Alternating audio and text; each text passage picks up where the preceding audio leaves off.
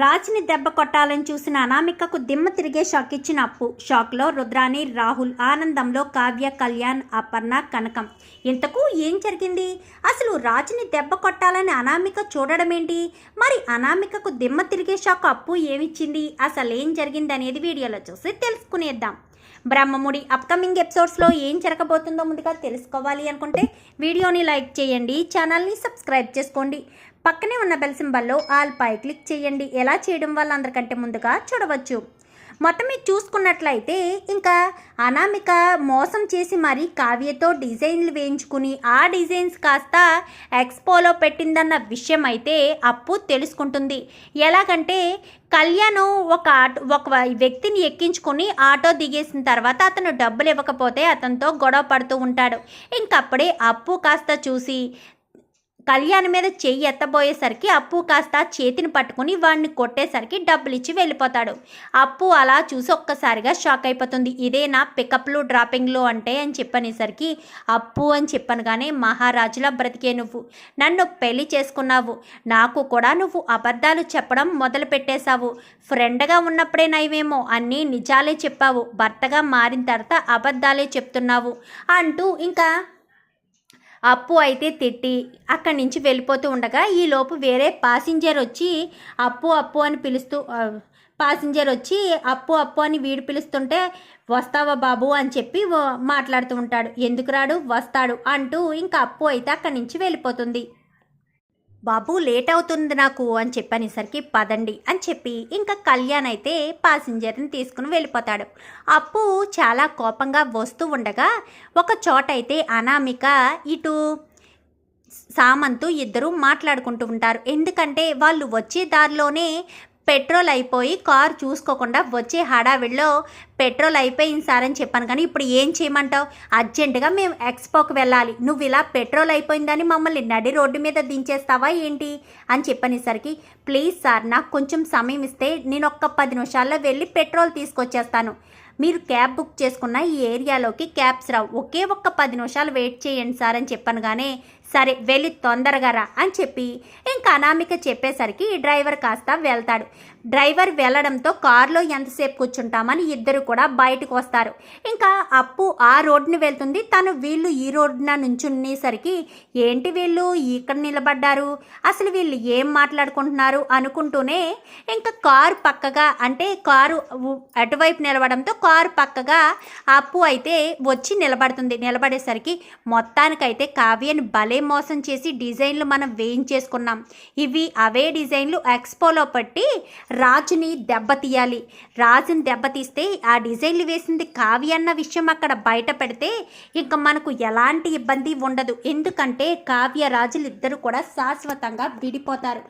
భర్తకు తెలియకుండా భార్య వేరే కంపెనీతో కలిసి ఇలాంటి పని చేసిందన్న విషయం తెలిస్తే ఏ భర్త తట్టుకోలేడు, శాశ్వతంగా విడిపోతాడు. రుద్రాణి ఆంటీ కూడా ఇదే కదా కోరుకుంది అని చెప్పనేసరికి, నిజంగానే మనకు ఫస్ట్ ప్రైజ్ వస్తుందంటావా అని చెప్పాను. కానీ ఖచ్చితంగా వస్తుంది. కావ్య డిజైన్లు వేసిందంటే దానికి తిరుగుండదు.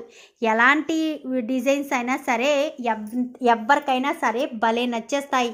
అందుకే కదా కావ్యని ఏరుకోరి మరీ తెచ్చుకున్నాను.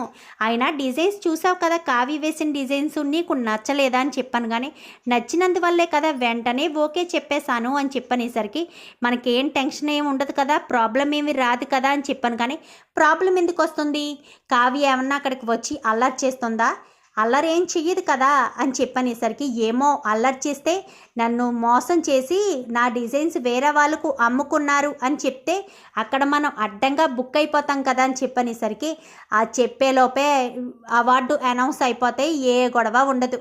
కావ్యాన్ని పట్టించుకొని అంత అలా ఏముండదు. ఇప్పుడు ప్రజెంట్ కావ్యం మనల్ని అక్కడ చూస్తుంది, రాజుని చూస్తుంది, అదే టెన్షన్లో ఉంటుందే తప్ప మన మీద అలాంటివి చెయ్యాలని ఇంకా మన మీద అక్కడ అనౌన్స్ చేయకుండా అక్కడ అందరికీ చెప్పాలన్న ఊహలు కావ్యకేమీ రావు. ఎప్పుడైతే కావ్యం మన నెంబర్ 1 స్థానంలోకి వచ్చామన్న విషయం తెలియడంతో స్టన్ అయిపోయి అలా ఉండిపోతుంది అని చెప్పి ఇంకిద్దరు కూడా మాట్లాడుకుంటారు. ప్రాబ్లం లేదు కదా, ఎందుకంటే కావ్య అగ్రిమెంట్లో క్లియర్గా రాసింది నా డిజైన్స్ ఎవరికి కూడా అమ్మకూడదు అని, నా పర్మిషన్ లేకుండా అమ్మకూడదని అక్కడ రాసి అందుకే అప్పుడే సంతకం పెట్టింది అని చెప్పనేసరికి ఏముండదు సామంత్, నువ్వు సైలెంట్గా ఉండు బేబీ అని ఇద్దరు కూడా మాట్లాడుకుంటారు.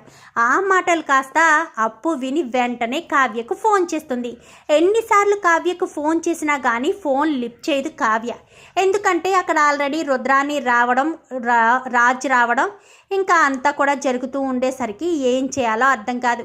ఇదేంటి ఈయన ఎక్కడికి వచ్చారు, ఇంతకీ నన్ను ఇక్కడికి ఎందుకు రమ్మని చెప్పారు, అయినా ఈ కంపెనీలో ఇప్పుడు ఎక్స్పోలో నా డిజైన్స్ పెడతారా ఏంటి, నా డిజైన్స్ పెడితే ఖచ్చితంగా నాకే మొదటి ప్రైజ్ వస్తుంది కదా, అప్పుడు ఈ కంపెనీ దెబ్బతింటుంది కదా అని చెప్పి కావ్య ఆ రకంగా ఆలోచిస్తుంది తప్ప అనామిక వాళ్ళ కంపెనీకే తన డిజైన్స్ వెళ్ళాయన్న ఆలోచన కూడా కావ్యకి రాదు. అప్పు ఫోన్ చేసి ఎక్స్పో ఎక్కడ జరుగుతుందన్న విషయం అయితే కనుక్కోవాలనుకుంటుంది. వెంటనే స్వప్నకు ఫోన్ చేసేసరికి హలో స్వప్నక ఎక్కడున్నావు అనగానే రాజు ఏదో ఎక్స్పో ఉందంటే అక్కడికి వచ్చాము అని చెప్పనేసరికి అది ఎక్కడక్క, నాకు లైవ్ లొకేషన్ పెట్టు, కావ్యక్క అక్కడ ఉందా అని చెప్పాను కానీ ఉంది అని చెప్పనేసరికి సరే ఒకసారి కావ్యక్క ఇవ్వి ఫోను, నాకు లైవ్ లొకేషన్ పెట్టు అని చెప్పనేసరికి సరేనని కావ్య అప్పు ఫోన్ చేస్తుందే, నువ్వు ఫోన్ లిఫ్ట్ చేయలేదంట, నాకు ఫోన్ చేసింది అని చెప్పనేసరికి ఏది ఇలాగివ్వని మాట్లాడుతూ ఉండగానే పెద్ద సౌండ్ వచ్చేసింది. అక్క వినిపిస్తుందా అని చెప్పాను కానీ నాకేం వినిపించట్లేదు అప్పు అని చెప్పనేసరికి సరే అక్క నేనే వస్తున్నానంటూ అప్పు లైవ్ లొకేషన్ బట్టి అక్కడికి వచ్చేస్తుంది.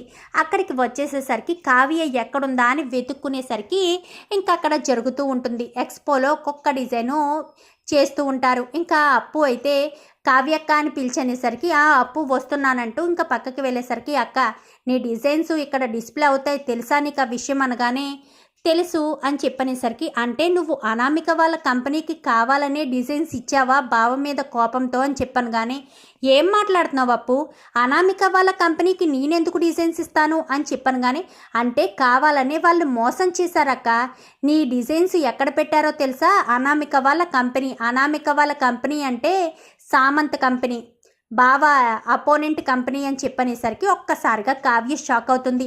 అంటే నాకు తెలియకుండానే నా డిజైన్స్ వాళ్ళు అమ్ముకున్నారా అని చెప్పాను కానీ కాదక్క కావాలనే మోసం చేశారు, చిన్న కంపెనీ అని నిన్ను నమ్మించి మరీ చేశారు, నువ్వేదో అగ్రిమెంట్ రాసేవంట కదా, ఆ అగ్రిమెంట్లో క్లియర్గా రాసేవంట కదా నీ డిజైన్స్ ఎవరికి అమ్మకూడదు అని చెప్పాను కానీ అవును రాశాను ఆ విషయం అనగానే వాళ్ళిద్దరూ మాట్లాడుకున్నారక్క, ఆ విషయాన్ని కనుక బయట పెడితే ఖచ్చితంగా వాళ్ళ ఎథిక్స్ రాంగ్ అయ్యాయని వాళ్ళది క్యాన్సిల్ చేస్తారంట, అప్పుడు బావకే ఫస్ట్ ప్రైజ్ వస్తుంది అని చెప్పనేసరికి అవునా సరే ఆ సురేష్ ఎక్కడున్నాడో చూస్తాను అనగానే నీ దగ్గర అగ్రిమెంట్ పేపర్స్ లేవా అనగానే మెయిల్లో ఉంటాయి అప్పు అని చెప్పనేసరికి చూడక్క ఓపెన్ చేయి, ఆ మెయిల్ ఓపెన్ చేసి వాళ్ళందరికీ అక్కడ చూపిస్తేనే కదా వాళ్ళు చూస్తారు, అప్పుడే కదా డిజైన్స్ నీవని చెప్పగలుగుతావు, దాని హార్డ్ కాపీసు ఏమైనా కాపీస్ నీ దగ్గర ఉన్నాయా అనగానే ఉన్నాయి నా దగ్గర అని చెప్పి కావ్య అయితే మెయిల్ వెతుకుతుంది. మెయిల్లో ఆ అగ్రిమెంట్ కాపీ కనిపించడంతో ఇంకా అక్కడ అనౌన్స్ చేసి చివరి క్షణం దగ్గరికి ఎక్స్క్యూజ్ మీ సార్ అంటూ అప్పు ఇటు కావ్య ఇద్దరు కూడా ముందుకొస్తారు. ఏమైంది ఎవరు మీరు అని చెప్పాను కానీ నేను ఒక 10 నిమిషాలు మాట్లాడొచ్చా అని చెప్పనేసరికి ఇక్కడ నెంబర్ 1 స్థానం ఎవరిదాన్ని అనౌన్స్ చేస్తుంటే నువ్వేంటమ్మా మాట్లాడతానంటున్నావు అని చెప్పాను కానీ నాకు అన్యాయం జరిగింది సార్, ఎథిక్స్కి అన్యాయం చేసి నన్ను మోసం చేసి ఒకళ్ళు నా డిజైన్స్ కావాలని ఇక్కడ పెట్టుకున్నారు, నాకు ఆ విషయం చెప్పకుండానే నన్ను మోసం చేశారు అని చెప్పనేసరికి ఎవరా కంపెనీ అని చెప్పనేసరికి సామంత్ గ్రూప్ ఆఫ్ కంపెనీస్ అని చెప్పనేసరికి ఒక్కసారిగా అనామిక షాక్ అవుతుంది. ఏం కాదు తన డిజైన్స్ మేము వేయించుకున్నామని చెప్పాను కానీ అబద్ధం సార్, కావాలంటే ఈ అగ్రిమెంట్ చూడండి, ఈ అగ్రిమెంట్ మీద ఉన్న కంపెనీ పేరేంటి వీళ్ళ కంపెనీ పేరేంటి, ఈ డిజైన్స్ అన్నీ కూడా నేనే వేశాను, నా దగ్గర హార్డ్ కాపీస్ కూడా ఉన్నాయి కావాలంటే చూడండి అంటూ ఇంకా డిజైన్ పేపర్స్ అన్నీ కూడా అక్కడ సబ్మిట్ చేసేసరికి అవునమ్మా నువ్వు ఇక్కడ వేసిన డిజైన్స్ ఇవి ఒకటే కదా, కావాలంటే మీ ముందే ఆ డిజైన్స్ వేసి చూపించగలను నేను, ఎందుకంటే ఆ డిజైన్స్ వేసింది నేనే కాబట్టి నాకు తెలియకుండానే మా వారి అపోనెంట్ కంపెనీలో నాకు కావాలనే పర్సనల్గా పెట్టుకుని ఇదంతా చేశారు అంటూ కావ్య చెప్పేసరికి ఏంటి సామంత్ ఏంటిదంతా అని చెప్పాను కానీ సార్ అది అని చెప్పనేసరికి అంటే మీకు పర్సనల్గా ఏదైనా కక్ష ఉంటే పర్సనల్గా తీర్చుకోవాలి, అయినా ఆవిడ అగ్రిమెంట్లో క్లియర్గా రాశారు కదా మీకు ఎలాంటి డిజైన్లు వేరే వాళ్ళకి అమ్ముకోవడానికి అవకాశం లేదని క్లియర్గా రాసింది కదా ఆవిడ. మరి దానికి ఒప్పుకునే కదా మీరు అగ్రిమెంట్ మీద సంతకం పెట్టారు.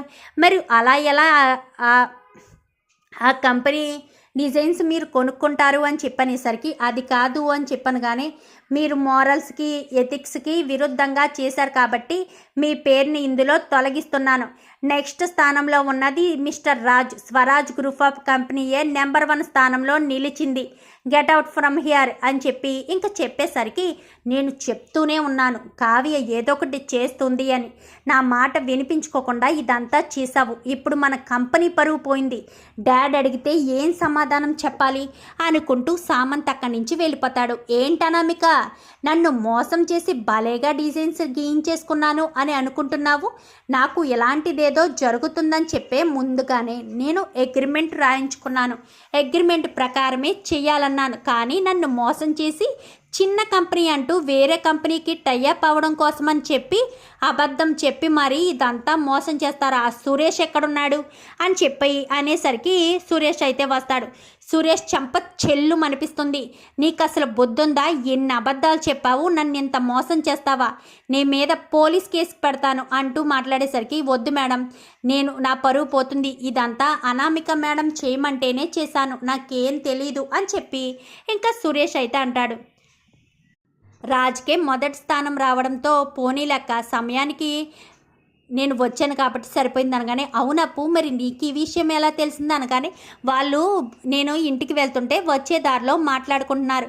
సమయానికి వాళ్ళ పెట్రోల్ అయిపోవడం వల్ల వాళ్ళిద్దరూ అక్కడ నిలబడి మాట్లాడుకుంటుంటేనే ఈ అగ్రిమెంట్ విషయం అన్నీ కూడా నేను తెలుసుకున్నాను. అప్పటి నుంచి నీకు ఫోన్స్ చేస్తూనే ఉన్నాను, నువ్వు ఫోన్ లిఫ్ట్ చేయలేదు, అందుకే స్వప్నక్కకు చేశాను కానీ మంచి పని చేసావప్పు. నువ్వు రావడం ఒక్క క్షణం ఆలస్యమైనా కానీ వాళ్ళకే మొదటి బహుమతి వచ్చేసి ఉండేది, మీ బావ ఓడిపోయి ఉండేవారు అని చెప్పి కావ్య అయితే సరే అప్పు వెళ్దాం పదా అని అక్కడి నుంచి వెళ్ళిపోతుంది.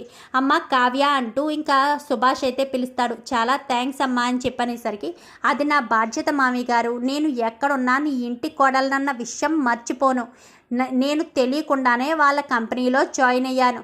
తెలిసాక వాళ్ళ కంపెనీ నా డిజైన్స్ ఎలా వాడుకుంటారు అందుకే అక్కడ అనౌన్స్ చేశాను అని చెప్పి ఇంకా కావ్య అయితే చెప్పి వెళ్ళిపోతుంది. అదంతా కూడా రాజు వింటాడు. మరి రాజు మనసు ఇప్పటికైనా మారి కావ్యను భారీగా యాక్సెప్ట్ చేసి ఇంటికి తీసుకొస్తాడా, అసలు ఏం జరగబోతుందనేది రాబోయే ఎపిసోడ్స్లో చూసి తెలుసుకునేద్దాం.